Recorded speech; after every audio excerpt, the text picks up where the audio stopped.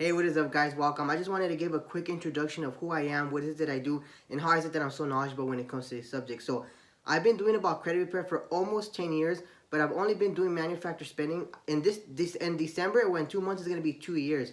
I first started with credit repair just by myself.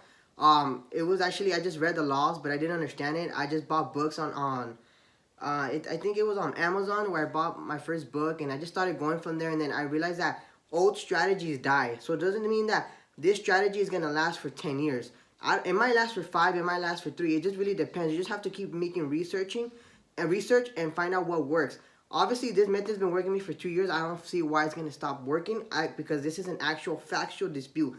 When I fix credit or when I do credit repair, most of my letters are actually factual dispute letters. So pretty much what that means is that I know the law so well, and I know what the violations are, and I know how to point out these violations, and pretty much write them a letter. In some cases, I actually write the case law, and what I mean by case law is I tell them what law they're actually breaking or what law they need to uphold in order for reporting accurate information. So again, I don't know where I left off, but yeah, I've been doing this for about almost 10 years. And now for the manufacturer spending techniques, I've only been in the credit game for about 2 years. And honestly, a lot of people don't know this, but the reason why I've barely been in the credit game for 2 years is because even though I've been so knowledgeable and I've always had a great credit, and again, guys, this is not to brag or whatsoever. I used to listen to Dave Ramsey. I don't know if you guys are familiar with Dave Ramsey, but his mentality is just no credit cards, no credit cards. And I would listen to him, and I would watch him on a day-to-day basis. And obviously, it had a huge influence on me because I had great credit but only one credit card, and it's not that I was scared, but to him, I looked up to him. He was my mentor, and he kept saying, don't get credit cards, they're bad, blah blah blah. And then finally I realized, like, dude, I had an entrepreneur mindset, and I realized what he's saying doesn't fit with me. Because every time that I wanted to listen to him, but it wasn't because I wanted to, it was because I thought what he was doing was right. And then I started reading business books. I started getting into more of that field, and I'm like, dude, this guy couldn't be far from the truth. I did a little bit of research and found out that the reason that he's so against credit cards is because he made bad business decisions when the real estate market in 2008 went to shit. But anyways, guys, I'm sorry. I didn't mean to give you a history lesson, but I do want to let you guys know a little background about me, how is it I'm so knowledgeable when it comes to this subject. And, obviously you just don't want to believe anybody. So, because I'm like that. I'm very I needed to know your background, so that's why I like to tell people my background. But again, guys, if you skipped through the video, I hope you kind of did.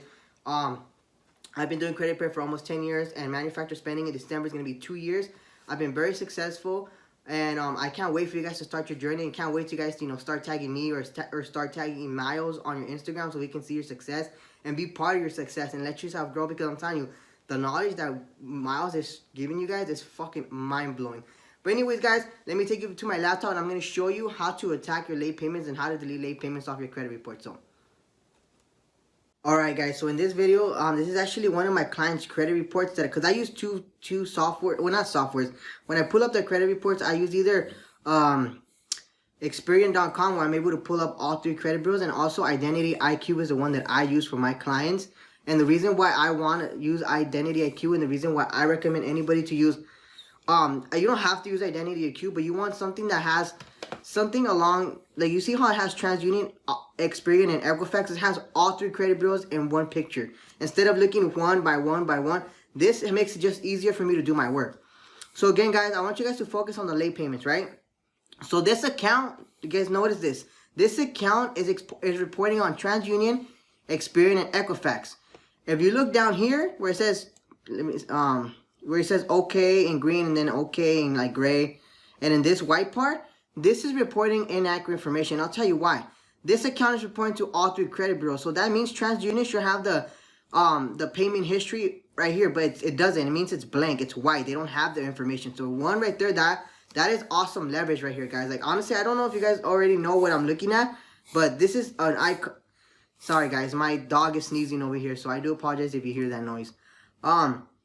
So anyways, again, guys, this account is reporting to TransUnion, Experian, and Equifax, right? But if you look at here, the TransUnion is not reporting any payment history. Why? That's inaccurate information. If this account is already reporting to TransUnion, it should have a payment history. So remember that TransUnion does not have a payment history. Experian is showing okay, and then all of a sudden 30, 60, 90, 120, 150, CO, blank. Sorry, hold on. My camera's going off here. Sorry about that. So, again, guys, let me restart again. So, this one's showing okay, 30, 60, 90, 120, 150, close. CO means charge off. Gray, and then charge off. And then on Equifax, it's showing all okay. So, it's like, so this is how I use the leverage to remove late payments off your credit report, guys. So, this is how I write. Honestly, I don't use any stupid templates from online. I mean, I apologize. I don't want to discourage you guys from using templates. Me personally, I write my own dispute letters. So if the ones online and the templates work for you guys, go for it. They have worked. I've used them in the past. I'm telling you, like when I first started, I would use templates up the ass, and it worked like magic. Obviously now you need to like send the first couple rounds, because before you just send one letter, boom, everything got deleted. But now they're more aware of what's going on, and they're not that stupid at the end of the day. So anyways, back to where I was.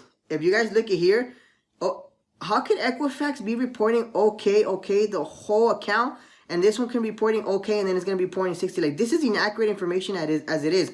One, TransUnion is not reporting any payment history.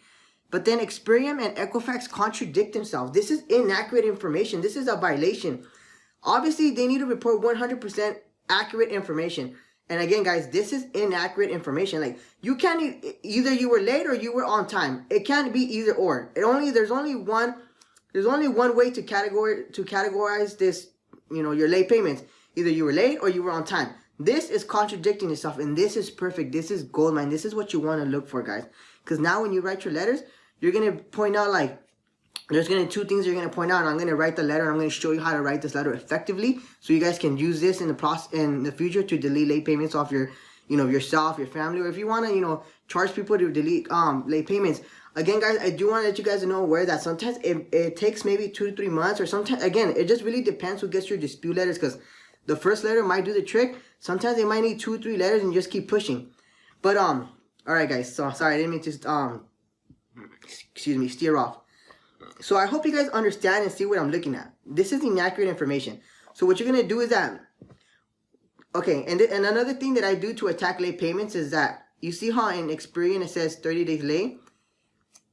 I know it's a little it's not unethical, but you're just gonna have to say, I wasn't late on May of 2018. Please validate this information and show me it's accurate. But again, guys, I'm gonna teach you guys how to write this letter, okay? So let me minimize this, put it here. Let me minimize mine. Okay, hold on.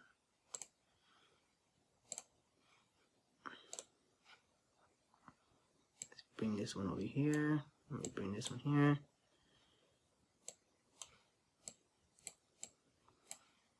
You guys don't have to do this. I just need to see. I like to see everything side by side and have a better picture. But let me see. Let me make this one smaller. It needs to be way smaller. Okay, perfect. I can work with this.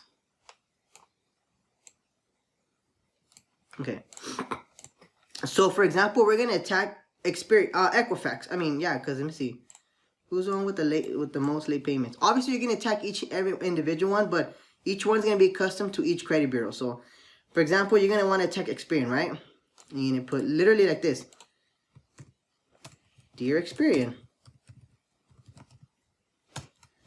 I pulled my credit report. I noticed and oh shoot.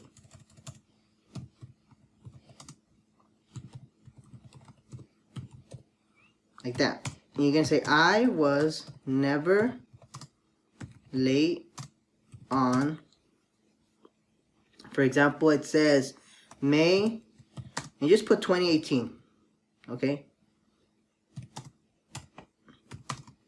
I paid on time. And then what you guys are going to do, that's going to be, obviously, again, I don't know if you guys noticed from the beginning of the video, I said there's not two methods, but 2 steps in order to do this. One of the steps that you're always going to attack the first time you were late, because they're not going to have the documentation to actually prove that you did pay late. They're not. In order for them, this is the reason why this method works. in order for the credit bureaus to actually validate this information with the creditor is actually going to have to show their bank statements and pull all these records and say so and so was late. And guess what? Creditors are not going to send the credit bureaus their bank information. They're simply not. So this, and I know this because I've been doing this for so many years. I've been able to speak to people from the inside. So it's a lot of little things here and there that I've been able to pick up, and you just put two and two together and you're like, this really makes sense. Citibank is not going to show TransUnion and Equifax their bank statements to actually, because that's the only sufficient proof that it will uphold in court, you know. But yeah. So anyways, so dear Experian, I pulled my credit report. I noticed some inaccurate information. I was never late May 2018. And then you're going to put also, comma, you're going to put it like this. Literally, you are reporting information. And I want you to write the letter, because this is how I do it. Right now, I'm just kind of, I guess maybe like, since I'm teaching, I never done actually the teaching the method, so it's kind of weird. But literally, you write the letter as if you were speaking to your best friend. So you're literally going to say this. Experian, how is it that I was 30 days late, but yet Equifax is saying that I was on time? There could only be one. It's not either or. Please update to okay. Something like simple like that. Like again, when you write these letters, just talk to like an imaginary friend and pretend that's Experian. And how would you explain to them? That's how you write your letter. Again, guys, you guys don't need a huge custom template and letter that saying this and this and that. It's just literally straight to the points, the facts, and what it is. And obviously, you're going to send a picture of this. You're going to print this picture out. It could be color or black and white, but you're going to want to highlight what you're actually telling them that you want, okay? So, all right, back to where I was. Also, you're reporting that I was late. Let's see, late for May, June. That. See, why is it doing that? That I was late on May, June, July, August, etc. But, and then this is how you put them against each other. But Equifax is reporting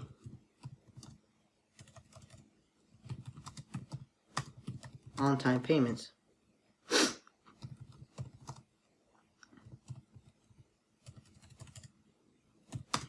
And then this, I like to capitalize it.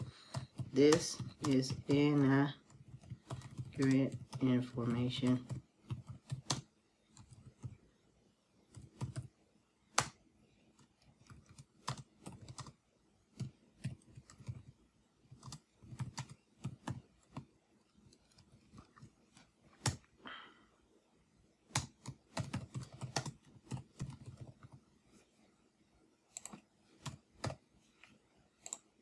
So again, guys, I know you guys are gonna think like, wow, this is really it. Like this is just this simple.